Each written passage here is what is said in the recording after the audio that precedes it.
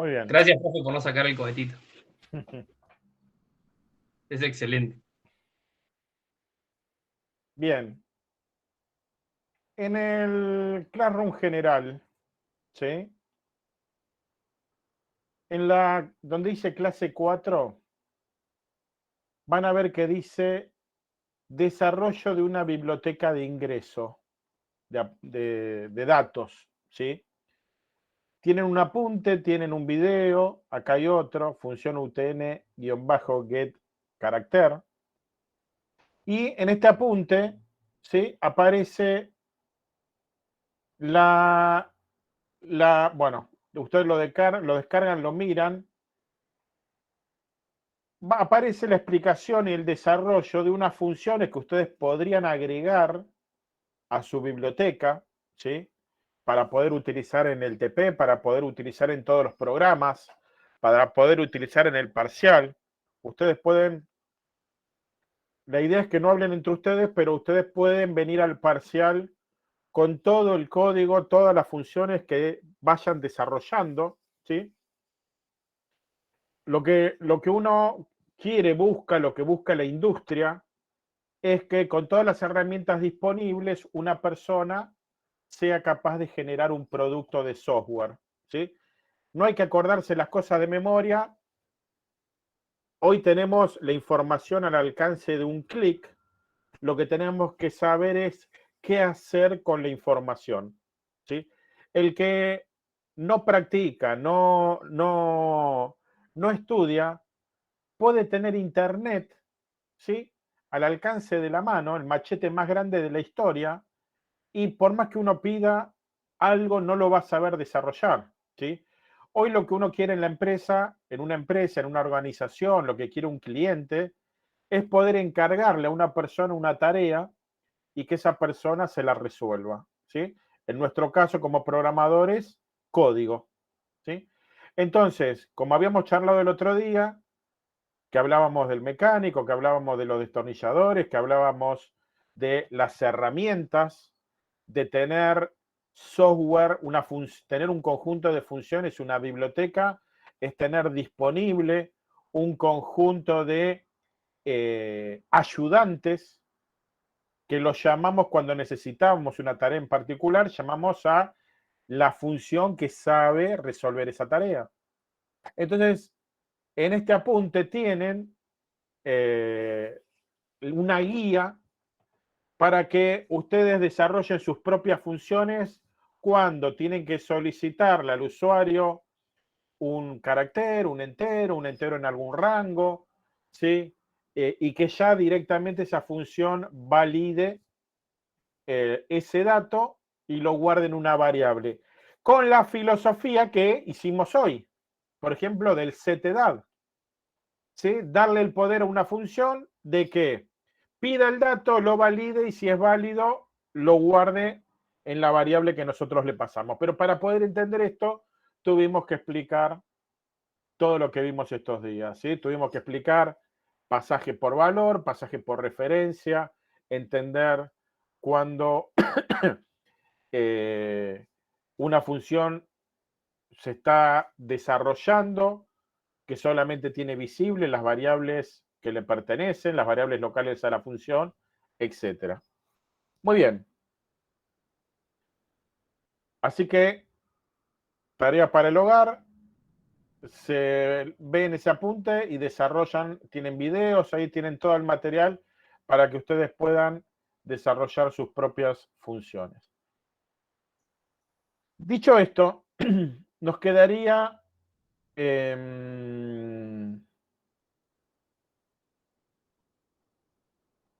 voy a solamente a efectos prácticos, ¿sí? Voy a poner todas estas funciones en una biblioteca, solamente para sacármelas de encima de acá.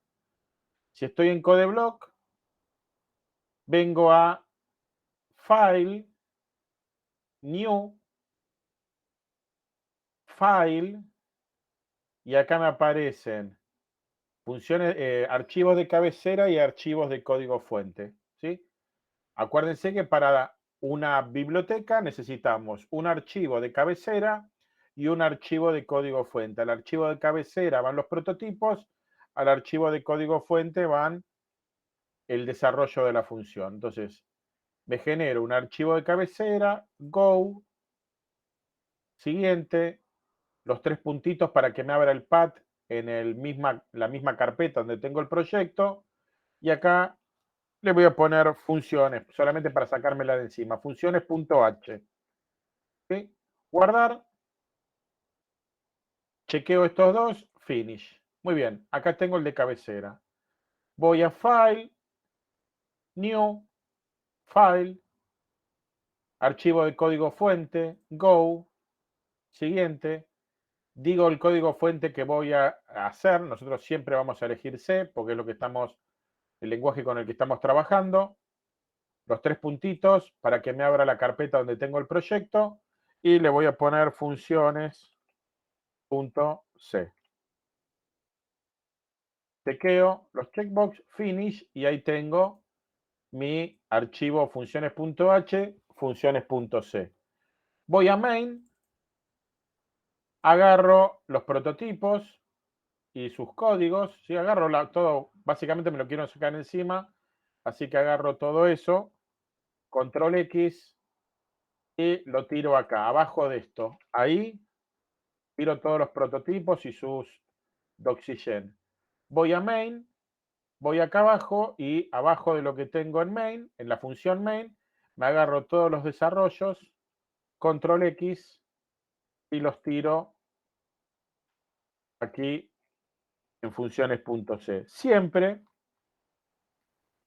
el archivo funciones.c tiene que incluir su archivo .h. Juan Pablo. Sí, profe, una pregunta. Todas las funciones que vayan al archivo .c, ¿se pueden volver a modificar después si queremos que arreglar algo Sí. o hay que hacerlo todo de cero? No, podés modificarlo. La idea, mi recomendación es probarlas en el mismo archivo donde tenemos main, así como lo hicimos recién. Prototipo, función, la probamos, la testeamos y cuando vemos que funciona, la llevamos a su librería. Pero una vez que está en la librería, si vos necesitas modificarla, la podés modificar perfectamente, no hay ningún problema. Ok, gracias.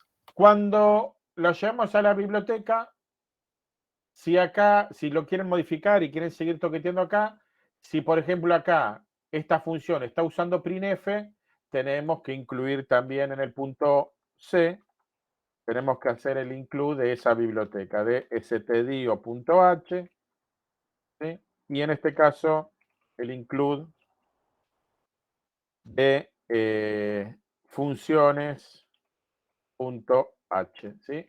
Las funciones propias, entre comillas, las bibliotecas nativas, entre menor y mayor.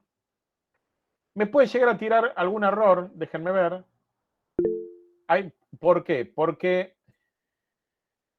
bueno, Toolhour está bien. Como usamos Toolhour, acuérdense que Toolhour include está en ctype.h, que es la biblioteca donde están las funciones de tipo carácter. Y hay veces que la palabra null, ¿sí?, está definida en stdlib. Así que podemos, ya que estamos, lo mismo que está en main, stdlib.h.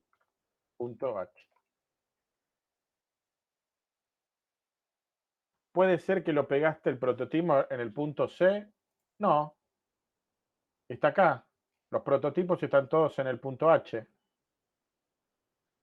¿Sí? Acá en el punto C tengo solamente funciones. Y como nos hemos llevado las funciones a otra biblioteca, en main, ¿sí?, tenemos que poner el include de esa biblioteca. Joaquín, ¿qué pasó? Sí, profe. Si yo en una biblioteca tengo una función que usa un toolhour, por ejemplo, y uso esa biblioteca en otro archivo main que no tengo el include ctype. No funciona, ¿no? Sí, porque ya lo incluís acá. Acá yo ya lo podría sacar. Si tu Lauer me la llevé para ahí, fíjate que acá lo único que me está diciendo es que esta función es vocal. Yo prometí que iba a devolver un entero y está vacía porque le resolvieron ustedes. Hago eso para que no me joda.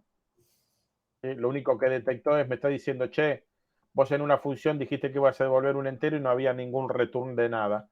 ¿Sí? Ahora, para dejarla vacía y que no me proteste, hago eso.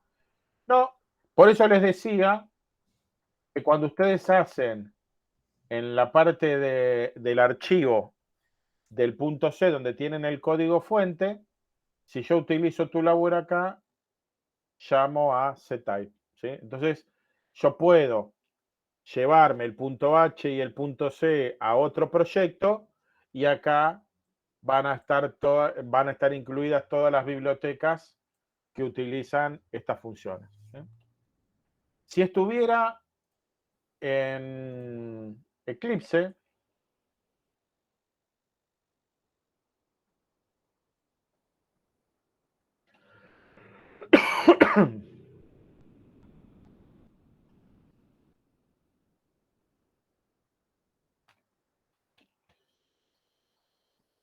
en algún momento va a abrir.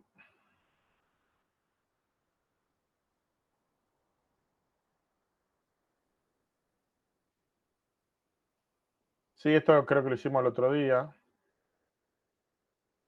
A ver, no hay nada acá.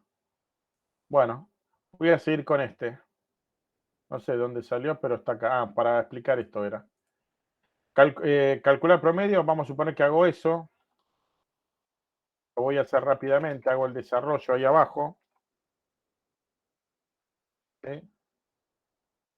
Y acá lo voy a hacer rápido, voy a hacer un return.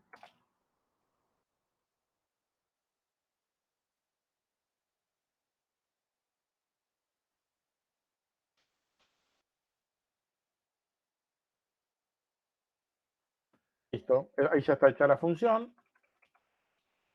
¿Sí? Lo voy a probar.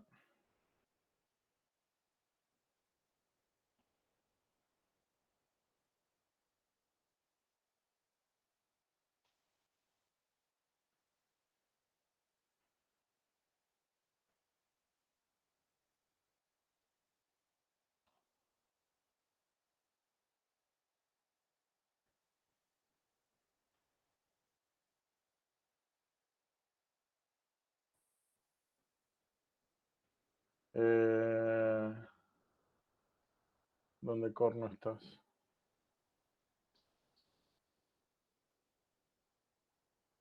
Bueno, lo voy a hacer.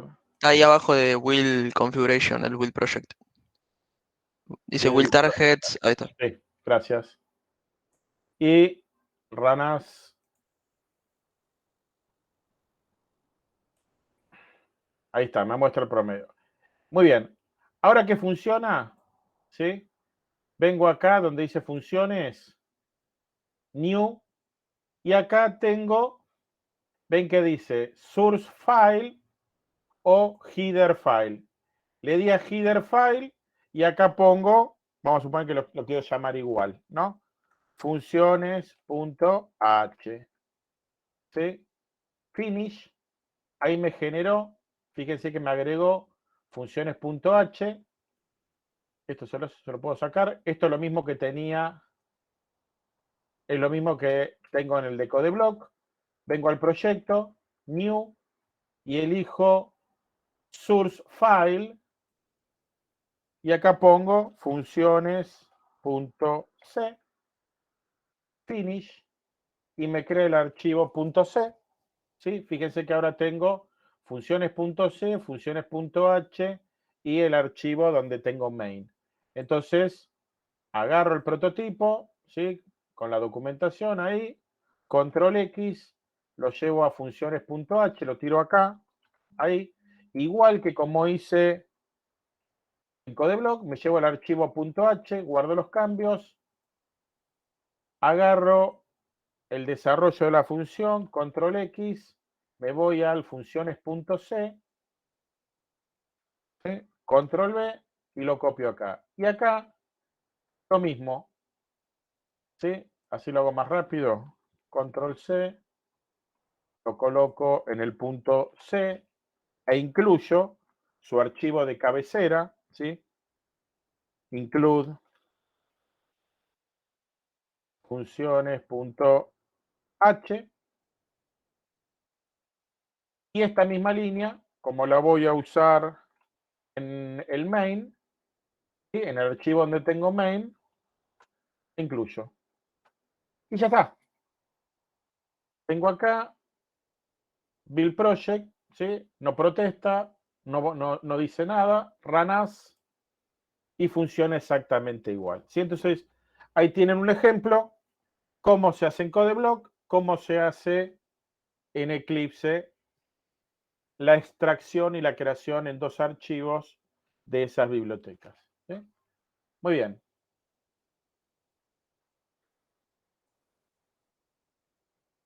Es importante, lo vamos a ver, ahora yo voy a explicar qué es una función recursiva, ¿sí? Que sería como el último tema de funciones. Después vamos a utilizar funciones durante toda la cursada, ¿sí? Pero en lo que respecta a teoría, ¿sí? Con el tema que vemos ahora y terminamos con ese tema, estaríamos al día con el tema funciones. Después tendríamos que comenzar con el tema de un menú de opciones. Creo que vi que en los videos que estoy compartiendo del cuatrimestre pasado, en la carpeta compartida, ahí creo que en el último video o en el anteúltimo, ya charlo de ese tema, del tema de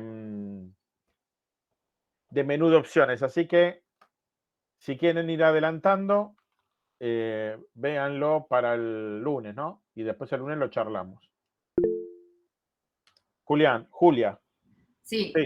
tengo una pregunta. Hice recién las bibliotecas y cuando hice el build me protestó por la función de operar las validaciones que no sea null, que antes no me protestaba y me funcionaban bien. Ahora me dice error, uso de identificador no declarado. Estoy Sí. tratando de Le traducir. agregaste al punto H, perdón, al punto C, hiciste el include de la biblioteca stdlib.h. No. Bueno, lo acabo de decir mientras les contaba que acá en stdlib está definida la palabra null, ¿sí? Ah, ok. Así que copiala en el punto C. Básicamente les dije que en el archivo .c ustedes tienen que hacer los include de todas las funciones que utilizan ahí. Como si fuera main, ven que acá arriba le agregué todo eso. El de cabecera que le corresponde para que pueda detectar sus prototipos y el de todas las funciones que utilizan. En este está la palabra null. ¿Sí? Null es un define, que lo vamos a, falta, en algún momento les invoco la explicación de qué es un define. Dale, muchísimas gracias. De nada. Bien.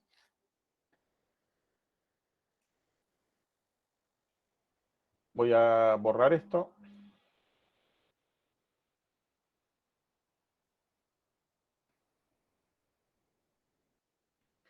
Muy bien. La función, hay una función, la función factorial, ¿sí? Que ustedes la deben haber usado en el secundario. O sea, una cosa es la función factorial y otra cosa es qué es el factorial de un número, ¿sí? El factorial de un número, el factorial en matemática, ¿sí? Es un operador. Si yo quiero sacar el factorial del número n, se define como n y el signo de exclamación. Y eso se lee como n factorial, ¿sí? O el factorial del número n. ¿Qué es el factorial de un número? El factorial de un número el factorial se aplica solamente a los números naturales. ¿Cuáles son los números naturales? Los números enteros positivos, ¿sí? a esos números enteros positivos se les puede calcular el factorial. ¿Y cómo se calcula el factorial? Es la multiplicación, el producto de todos los números desde el 1 hasta el número en cuestión. Por ejemplo, si yo quiero sacar el factorial de 5 o 5 factorial, es hacer 1 por 2, por 3, por 4, por 5. ¿Sí? Que esto es igual a 120. Porque es 1 por 2, 2, por 3, 6, por 4, 24, por 5, 120. ¿Sí? Si yo quisiera sacar el factorial de 3, sería 1 por 2 por 3. ¿Sí? Si quiero sacar el factorial de 100, sería 1 por 2, por 3, por 4, por 5, por 6, por 7, por 8, por 9, por todos los números, por 99, por 100. ¿Sí? Esa es la operación factorial. Muy bien. Como operación factorial. Ahora nosotros podríamos hacer una función que calcule el factorial de un número. ¿Sí? Entonces, sabiendo primero, como seres humanos, qué corno es la operación factorial, ahora que lo sabemos, podemos decirle a la máquina, ¿sí?, programar algún algoritmo que hace que, si la máquina lo siga, calcule el factorial de un número. Muy bien. Entonces, lo primero que voy a hacer es, no voy a hacer una función todavía. Voy a venir acá y voy a decir int número y le voy a poner 5. Vamos a poner ahí 5. Y vamos a suponer que yo quisiera, antes de encapsularlo en una función, quiero ver qué código escribo que me permita calcular el número ese. Lo que me dicen a mí es que para calcular el factorial de un número, tengo que multiplicar todos los números desde el 1 hasta ese número. Y como regla general, existe el factorial de 0 que es 1. ¿Sí? Uno puede buscar factorial.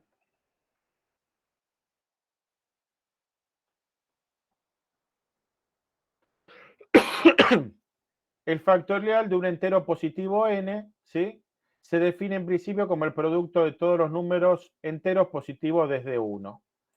Hay una convención 0 factorial, ¿sí?, que acá hay toda una pelea durante años entre matemáticos, que muchos decían, pero si es entre el 1 y el número, ¿por qué es el 0? Bueno, no nos importa mucho.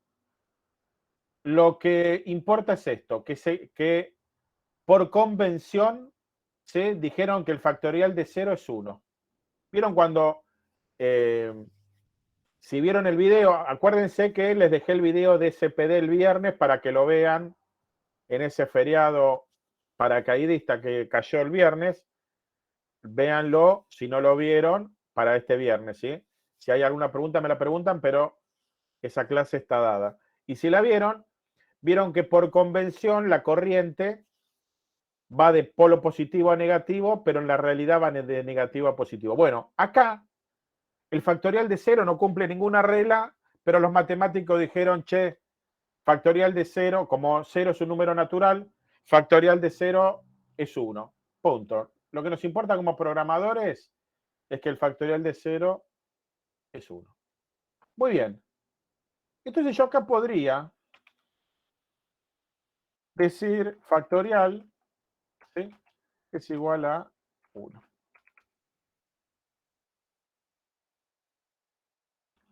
Vamos a dejarlo así. Muy bien. Entonces yo lo que tengo que hacer es, acá podría decir, lo voy a hacer rápido porque quiero terminar y media, ¿no? Puedo decir, si número es igual a 0, si el número del cual tengo que calcular el factorial es igual a 0, factorial es igual a 1. Y ya me saqué eso de encima. Else, así.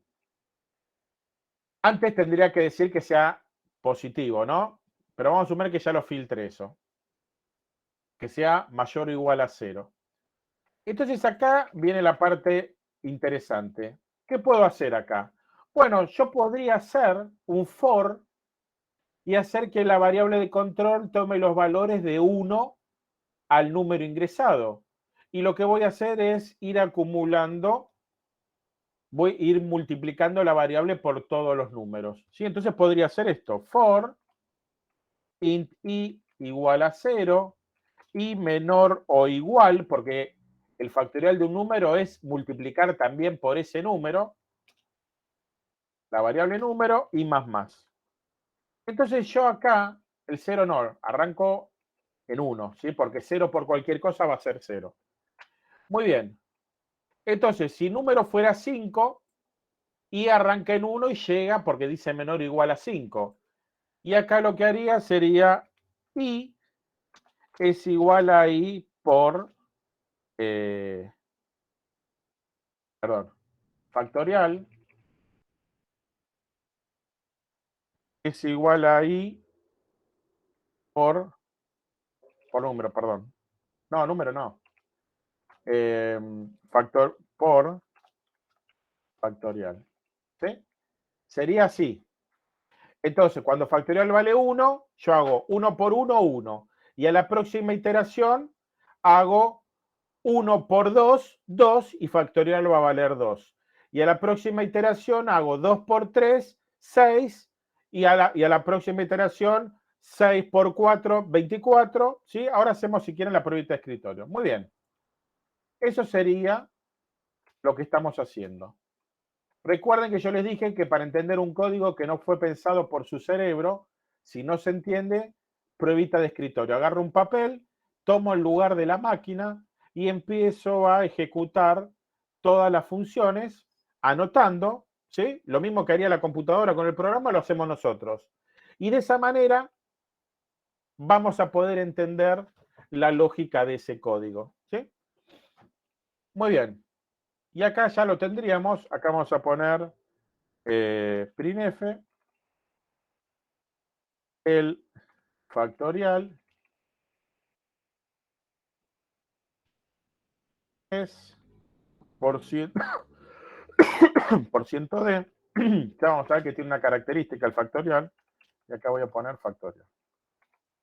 Muy bien, vamos a probarlo. Vamos a hacer esto. En lugar de hardcodearlo, printf, así lo podemos probar varias veces. Ingrese un número, scanf por ciento de número. Ahí, vamos a ver si funciona. Ingreso un número, voy a ingresar número 0. El factorial es 1. Perfecto. Lo ejecuto de nuevo. Ingreso un número. Voy a ingresar el 5. Y hay algo que falló. ¿Sí? Vamos a ver qué falló. Falló que no inicialicé el factorial. ¿Sí? Entonces acá cuando empecé a hacer la cuenta, la primera vez en el programa que lo usaba era acá y esto venía con basura. Entonces le voy a decir que factorial lo inicializo en 1. Bien, ingreso un número, 5. El factorial es 120. ¿Sí? Lo ejecuto de nuevo. Ingreso un número, 6. El factorial es 720. Porque si ustedes hacen 120 por 6, da 720. ¿Sí? Vamos de nuevo. Ingreso un número, 3. 3 por 2, 6. Por 1, 6. El factorial es 6. ¿Sí? Y si le digo 1, el factorial es 1. ¿Sí? Muy bien. Entonces funciona. Hace lo que pedimos que haga. Perfecto. Estoy poniendo números de 0 para arriba, ¿sí? A propósito, ¿sí? Yo ahí podría ponerle, acá podría poner un if, que si el número es menor a 0, que caiga en un else y que diga no se puede calcular el número de un negativo. Muy bien, no importa eso. Vamos a suponer que ahora quiero hacer una función que se llame factorial. Factorial tiene una característica, vieron que se multiplica, es como el contagio del COVID, es exponencial. Enseguida, con un valor medianamente pequeño, el factorial se dispara, porque es siempre multiplicar lo mismo que tenía por un número más grande. Miren, si pongo factorial de 10, miren, está en 3.600.000. Si ustedes hacen 1 por 2, por 3, por 4, por 5, o sería lo mismo decir 10 por 9, por 8, por 7, por 6, por 5, por 4, ¿sí? Se va al carajo la suma. Si yo voy un poquito más y pongo de 15, fíjense cómo se va disparando. Y estamos en el 15 nada más. Si yo pongo un poquito más y pongo 20, aparece negativo. Esto lo vamos a charlar en SPD. ¿Qué pasó acá? Se fue de rango. No alcanzó un entero. ¿Cuánto tiene? 32 bits. Con 32 bits no alcanzaron para guardar el número. Era tan grande que no me entra en una variable entera. ¿Sí? No se preocupen, no importa el factorial, lo que importa es lo que viene ahora. Entonces, para eso vamos a ver que existen tipos de datos más grandes. Podemos tener enteros largos, largos, pero eso lo vamos a charlar en la materia SPD. Muy bien. Ese es el famoso factorial. Yo podría agarrar todo este código, ¿sí? Meterlo en una función. Ahora, la función factorial tiene una importancia en el aprendizaje de la programación, ¿sí? Porque podemos hacer el cálculo del factorial de manera recursiva, ¿sí? Y eso hace que hablemos de funciones recursivas. Y eso hace que hablemos, habilita que yo les cuente cómo en la memoria de un programa, cómo en la memoria el sistema operativo hace las llamadas a las funciones. Vieron que en las últimas clases yo les hacía todo el cuentito de que estábamos en una función y cuando se hacía la llamada a la función, nos escapábamos a ejecutar el código de la función que había sido invocada. Y cuando esa función terminaba de ejecutarse, el flujo del programa retornaba a la función original donde se había hecho la llamada y se seguía ejecutando esa función, ¿sí? Es para darle una vueltita de tuerca a eso. Bien.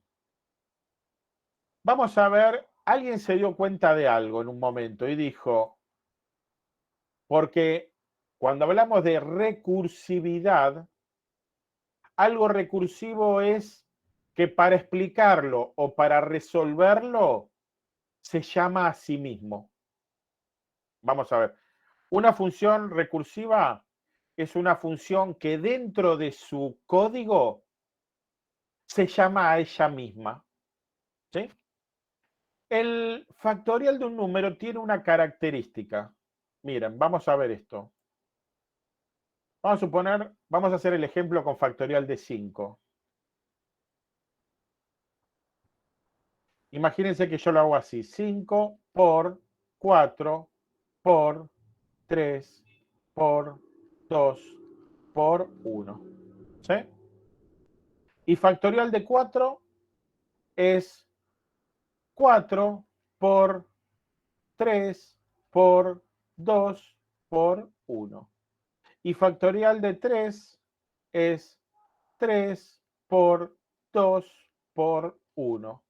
Y factorial de 2 es 2 por 1. Y factorial de 1 es 1.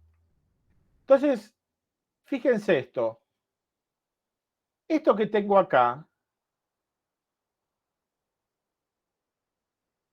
que es el factorial de 4, es lo que tengo acá. Esto es factorial de 4. Y esto que tengo acá es factorial de 3. ¿Ven que es lo mismo que tengo acá abajo? Y esto que tengo acá es factorial de 2. ¿Ven que es lo que tengo acá? Y esto que tengo acá es factorial de 1. Entonces, esto mismo que estamos analizando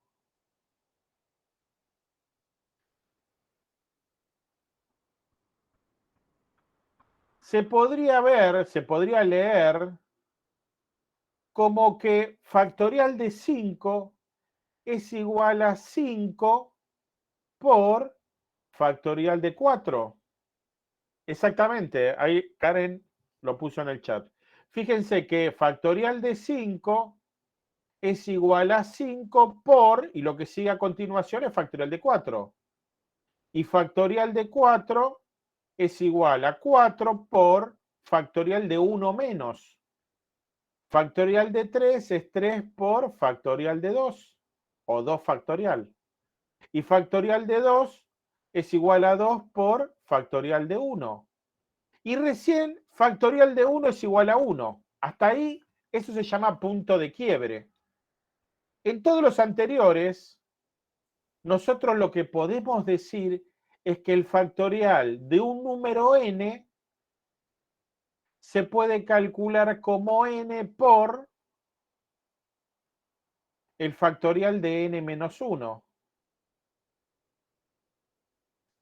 ¿Hasta acá me siguieron todos, chicos, en este análisis? ¿Se entiende lo que estamos haciendo? Profe, lo último, eso de n-1, ¿lo podrá repetir? Sí, n es el número que vos quieras. Imagínate sí. que n es el número 8. Es igual, 8 factorial es igual a 8 por factorial de 7. n menos 1 sería 8 menos 1, 7 factorial.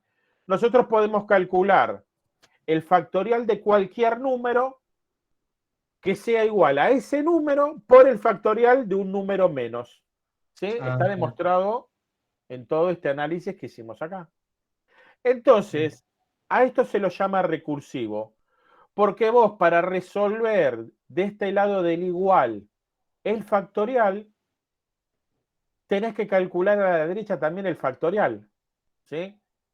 Perfecto. El resultado depende de la misma operación. El resultado de una operación en este, lo pueden resolver así, esta sería la manera de resolver un factorial.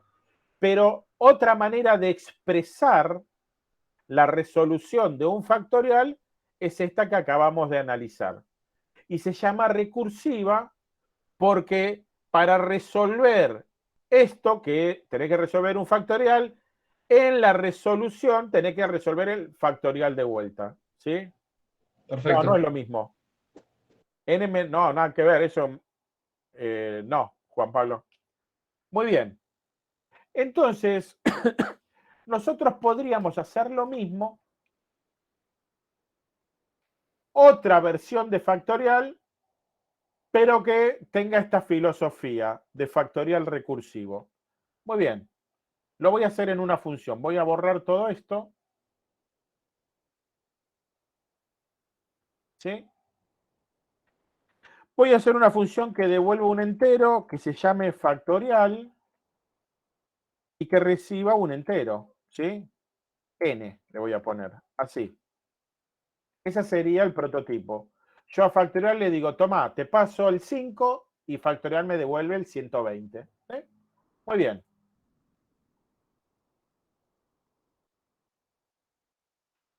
Por ahora no voy a validar nada. Voy a hacer así, terminamos en horario. Entonces, fíjense. Yo acá podría decir int fact es igual a 1. Vamos a suponer que viene validado de afuera. ¿Sí? Me van a pasar un 0 o más. Y acá, después si quieren la próxima lo charlamos cómo lo resolvemos bien. Y acá hacemos un return fact. Muy bien. Entonces, yo puedo hacer lo siguiente. Puedo decir si fact es, perdón, n, si Vamos a hacerlo así. Si es igual a 0. Voy a hacer esto. Si n es igual a 0,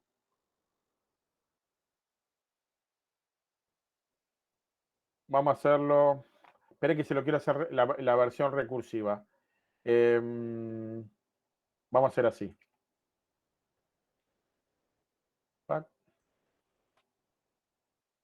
Si n es igual a 0 o n es igual a 1, fact es igual a 1. ¿Sí? Else, fact es igual a n por factorial de n menos 1. ¿Sí? Y ahí termino devolviendo factorial. Muy bien. Fíjense.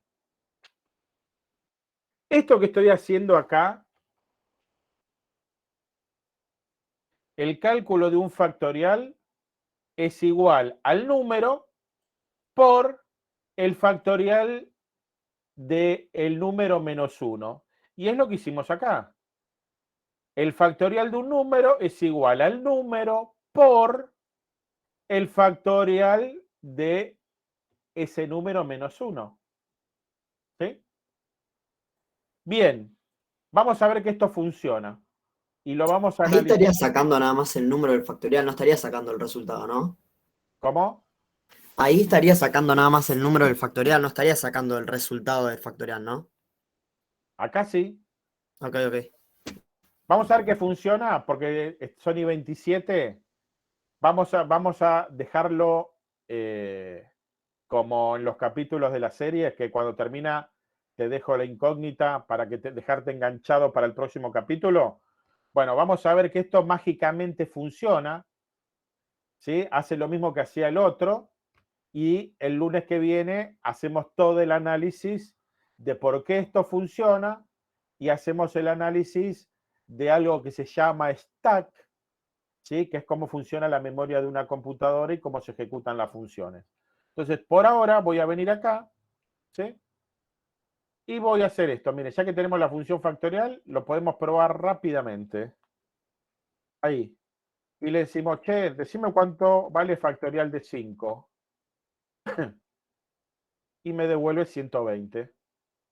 Y le digo, decime cuánto vale factorial de 1. Y me devuelve 1.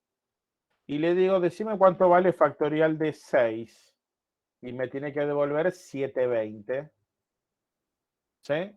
Porque 6 por 5, por 4, por 3, por 2, por 1 es 720.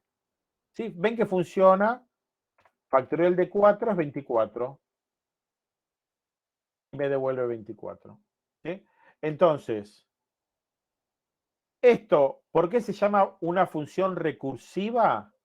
Porque fíjense que es la función factorial, pero dentro del cuerpo de ella estamos llamando a la función factorial.